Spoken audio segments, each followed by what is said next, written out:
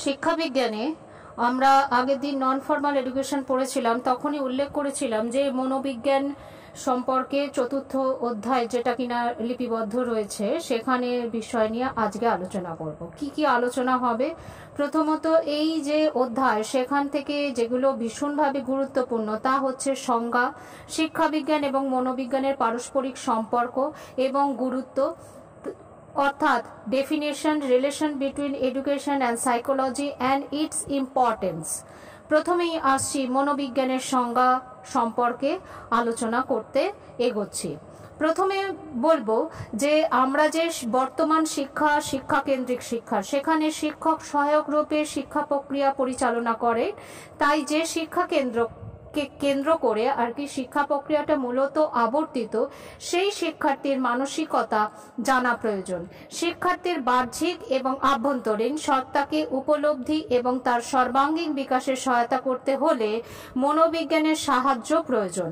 মনোবিজ্ঞানের প্রধানত দুটো শাখা, একটা হচ্ছে এক্সপেরিমেন্টাল সাইকোলজি অর্থাৎ পরীক্ষামূলক মনোবিজ্ঞান, আর একটা হচ্ছে পিওর সাইকোলজি যেটা কিনা বা বিশুদ্ধ সাইকোলজি। এক্সপেরিমেন্টাল সাইকোলজি বা পিওর সাইকোলজি একই জিনিস।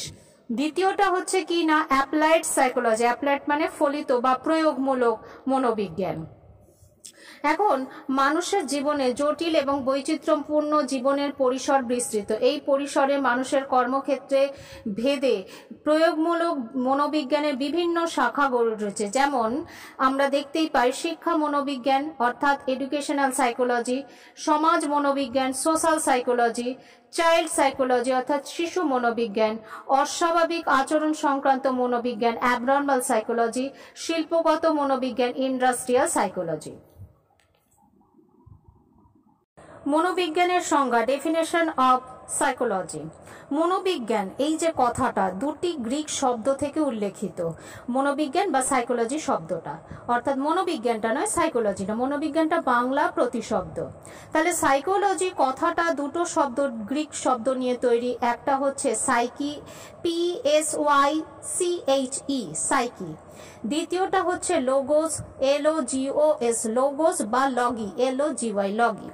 প্রথম অর্থ হচ্ছে এই যে সাইকি কথার অর্থ হচ্ছে আত্মা বা সোল, SOUL সোল। দ্বিতীয় শব্দ লোগোস বা লগি হচ্ছে সায়েন্স বা বিজ্ঞান। সুতরাং ব্যুৎপত্তিগত অর্থ অনুযায়ী সাইকোলজি শব্দটার অর্থ দাঁড়ায় সায়েন্স অফ সোল অর্থাৎ আত্মার বিজ্ঞান। অ্যারিস্টটল তিনি সাইকোলজিকে আত্মার বিজ্ঞান বলেই উল্লেখ করেছেন, কিন্তু আত্মার দর্শন করা যায় না, আত্মাকে দর্শন করা যায় না, স্পর্শ করা যায় না। এটা অতি মাত্রায় কাল্পনিক একটা বিষয়, অর্থাৎ কল্পনার মধ্যে রয়েছে। এর ওপর ভিত্তি করে কোনো বিজ্ঞান গড়ে উঠতে পারে না। তাই দার্শনিক কান্ট, হোল্ডিং প্রমুখ মনোবিদগণ এটা সায়েন্স অফ সোল বা আত্মার বিজ্ঞান মনে মেনে নিতে রাজি হননি, অর্থাৎ উপেক্ষা করেছেন। এরপর মনোবিদ আর কি হোল্ডিং এর কথার পরিপ্রেক্ষিতে বলবো, তিনি যে উপেক্ষা করেছেন তিনি বলছেন psychology is the science of mind অর্থাৎ মনের বিজ্ঞান। কিন্তু সংজ্ঞাটা দীর্ঘস্থায়িত্বতা লাভ করেনি এবং আত্মা যেমন ধরাছোঁয়ার বাইরে, মনও তাই। এর প্রকৃতি মানুষের কাছে অজ্ঞাত বলে এই যে বৈজ্ঞানিক পরীক্ষা নিরীক্ষা এর দ্বারা করা সম্ভবপর নয়, তাই সংজ্ঞাটাকে বর্জন করা হয়। পরবর্তীকালে অ্যাঞ্জেলস, ANGELL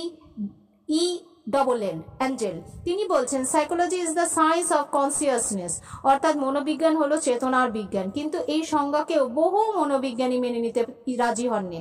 তাদের বক্তব্য আদি অন্ত থেকে জীবনের পথের অস্তিত্ব খুঁজে পাওয়া যায় না। আত্মা বা মনের যেমন চেতনা ধরাছোঁয়ার বাইরে, ঠিক তেমনি অনুমান প্রসূত, যেমন ঠিক তেমনি বৈজ্ঞানিক ব্যাখ্যা পাওয়া যায় না সায়েন্স অফ কনসিয়াসনেসের অর্থাৎ চেতনার বিজ্ঞান সম্পর্কে।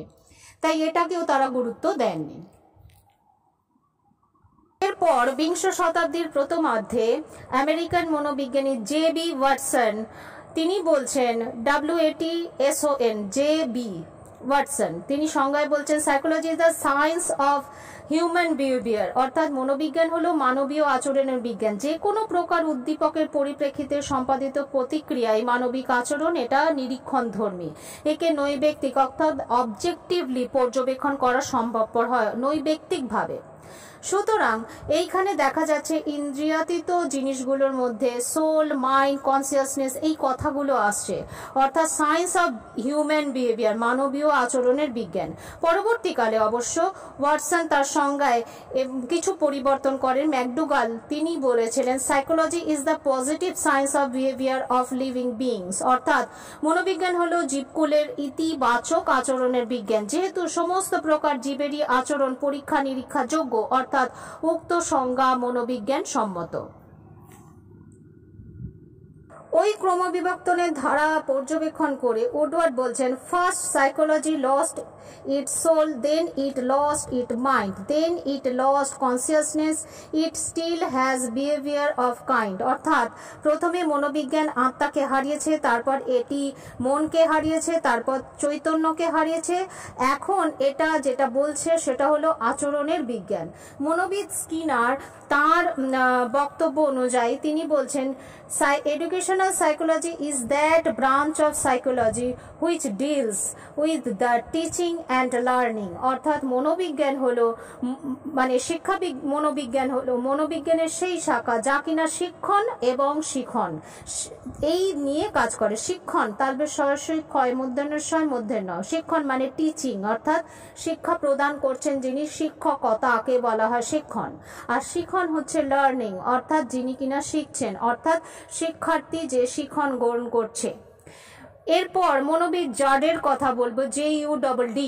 জার্ড বলছেন যে educational psychology is the science which explain the change that take place in the individual as they pass through the various stages of development, অর্থাৎ জীবন বিকাশের নানা স্তরের মধ্য দিয়ে অতিক্রান্ত শিশুদের মধ্যে যেসব পরিবর্তন সংঘটিত হয় সেই সব বিষয় বিজ্ঞানের যে শাখা আলোচনা করে তা হলো মনোবিজ্ঞান। মনোবিদ্যা যে সকল আলোচনা করেছেন তার মধ্যে কোলেসনিক, KOLESNIK, কোলেসনিক, তিনি বলছেন its purpose rather is to inform that prospective teacher of some of the facts, principles, generalization and theories which may help her in answering her own questions, reaching her own consciousness and solving her own problems. অর্থাৎ কি বলছে, শিক্ষা বিজ্ঞানের উদ্দেশ্য হচ্ছে এটা কিছু ঘটনা, নীতি, সামান্যিকীকরণ এবং তত্ত্বাবলীর ক্ষেত্রে শিক্ষককে উত্তরদানে সহায়তা করে, তাকে উপসংহারে পৌঁছতে সাহায্য করছে আর ব্যক্তিগত সমস্যার সমাধানে সহায়তা করে থাকে। সুতরাং মনোবিদ্যার সম্পর্কে অনেকগুলো সংজ্ঞাই আমরা পেলাম, তোমাদের বইতে দেখবে এবং সেখানেও কিছু কিছু সংজ্ঞা পাবে। সাইকোলজিকে আমরা যদি এই সংজ্ঞা অনুযায়ী পর্যালোচনা করি বা মনোবিজ্ঞানের ক্রমবিবর্তনের যে সাংকেতিক রূপটা দেখি, তাহলে সেখানে দেখতে পেয়েছি আমরা আত্মার বিজ্ঞান বা সায়েন্স অফ সোল, মনের বিজ্ঞান সায়েন্স অফ মাইন্ড, এবং সেখানে সায়েন্স অফ কনসিয়াসনেস এসছে, চেতনার বিজ্ঞান, আর কি এসছে সায়েন্স অফ বিহেভিয়ার অর্থাৎ আচরণের বিজ্ঞান। তাহলে শিক্ষা আর মনোবিদ্যার এদের রিলেশনশিপটা কি রকম না, এখানের ক্ষেত্রে আমি বলবো যে মনোবিদ পেস্টোলজির কথা খুব ভীষণভাবে গুরুত্বপূর্ণ, প্রায়শই শর্ট প্রশ্নও আসে। পেস্টোলজি বানান হচ্ছে PESTALOZZI,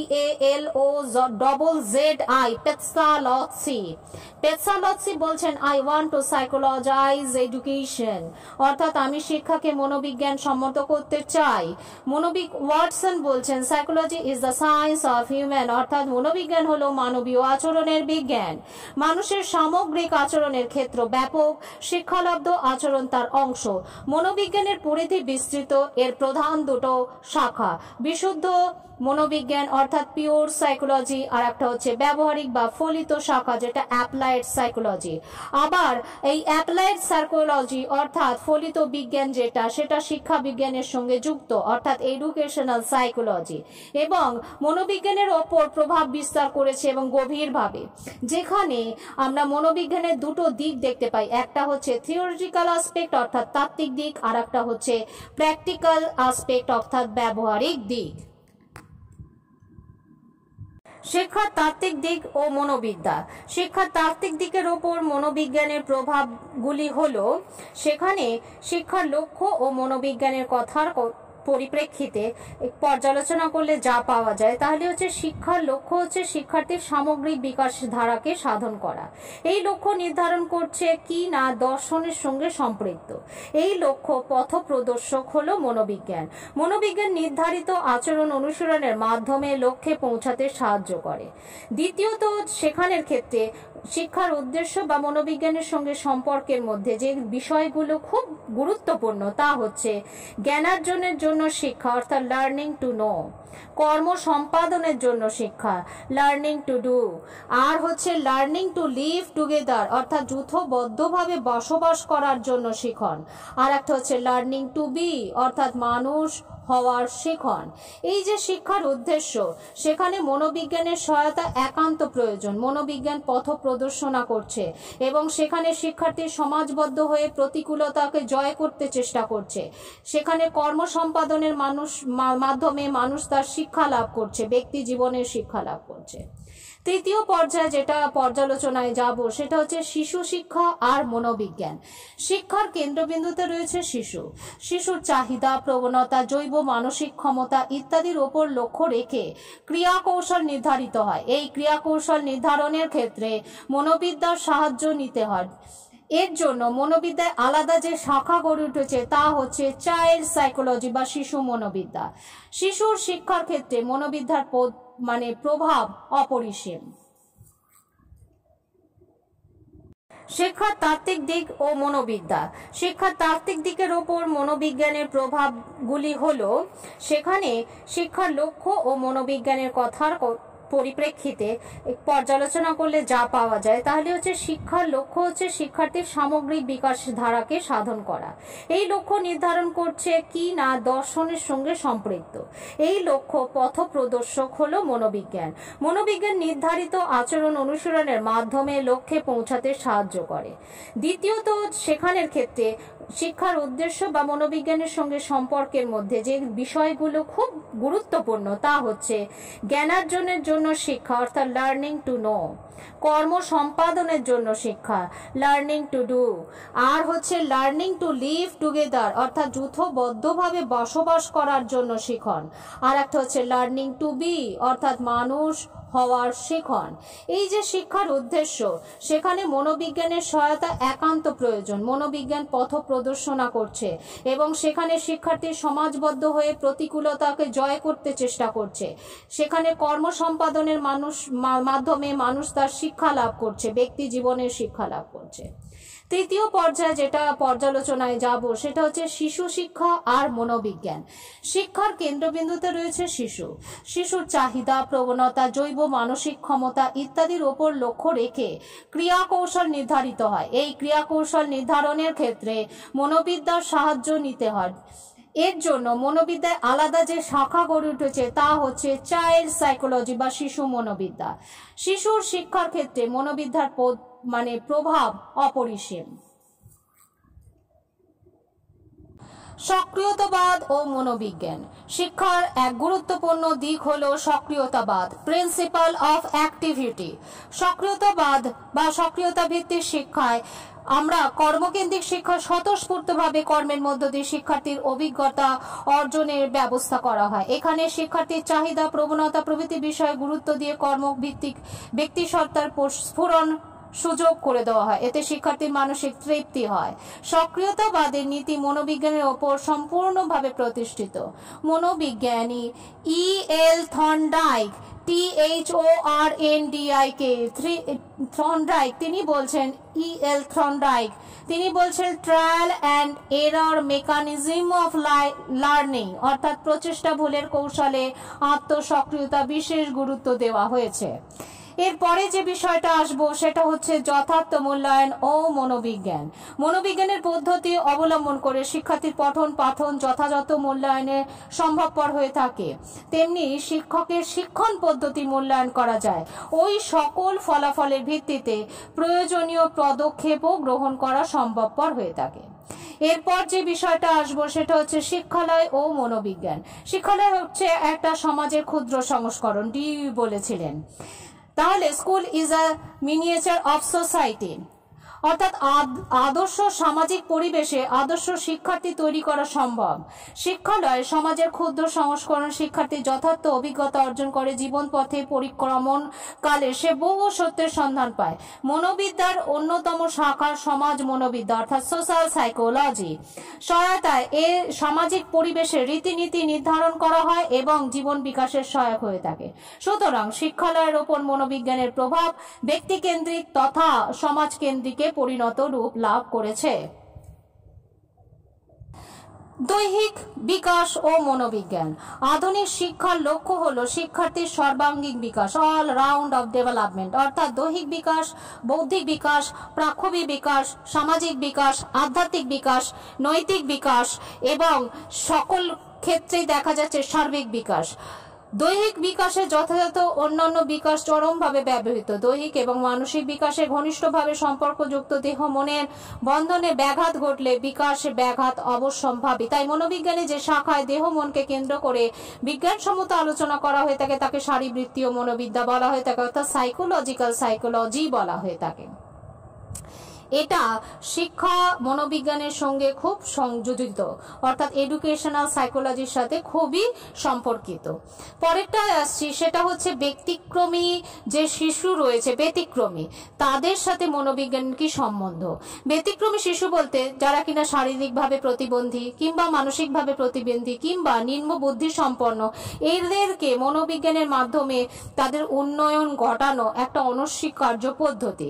ওই সকল শিশুদের চিহ্নিত করা, যথোপযুক্ত শিক্ষা দেওয়া, প্রয়োজনে পুনর্বাসনের ব্যবস্থা করা, এই যে তাদেরকে বলা হয়ে থাকে, এই ধরনের সাইকোলজিকে বলা হচ্ছে অস্বাভাবিক মনোবিদ্যা বা অ্যাবনর্মাল সাইকোলজি। সুতরাং যে মনোবিদ্যা স্বাভাবিক এবং অস্বাভাবিক শিশুর জীবনে চলার পথকে মসৃণ করছে এবং তার যে সুকুমার বৃত্তিগুলো, তার যে অভ্যন্তরীণ ক্ষমতাগুলো, সেগুলো বিকাশ ঘটাতে সাহায্য করছে, সেক্ষেত্রে মনোবিদ্যার বিচিত্র কর্মধারার কাছে সকলেই চিরঋণী। এরপরে যেটা বলবো সেটা হচ্ছে ইতিবাচক মনোভাব গঠন এবং মনোবিদ্যা। ইতিবাচক মনোভাব গঠনের ক্ষেত্রে শিক্ষণ যে সহায়ক প্রক্রিয়া ফলপ্রসূ করতে সাহায্য করে, শিক্ষণ শিক্ষার্থীর মধ্যে প্রেরণা ঘটাতে সাহায্য করছে, অর্থাৎ তার মধ্যে কি করতে চেষ্টা করছে, যে প্রেষিত করতে, ইতিবাচক মনোভাব ঘটাতে। প্রেরণা কৌশলগুলো মনোবিদ্যার পদ্ধতি অনুসরণে আয়ত্ত করে। এক্ষেত্রে শিক্ষক ও শিক্ষার্থী উভয়ই মনোবিদ্যার উপর নির্ভরশীল। তাহলে আমরা সার্বিকভাবে অনায়াসে বলতে পারি যে এখানে তাত্ত্বিক দিকের মনোবিজ্ঞানের যে সীমা বা এর যে পরিধি অসীম। মনোবিজ্ঞানের যে ইতিবাচক ভূমিকা রয়েছে সেটা শিক্ষার্থীদের গড়ে তুলতে সুস্থ, স্বাভাবিক, সহজ সরলভাবে নাগরিক গড়ে তুলতে সাহায্য করছে। এবং আবারও আমি উল্লেখ করব মনোবিদ পেথোলজির কথাটা, আই ওয়ান্ট টু সাইকোলজাইজ এডুকেশন বাস্তবায়িত করার জন্য অতি অবশ্যই মনোবিজ্ঞানের পরিপ্রেক্ষিত খুবই গুরুত্বপূর্ণ। শিক্ষার ব্যবহারিক দিক ও মনোবিদ্যা, অর্থাৎ practical aspect of education and psychology.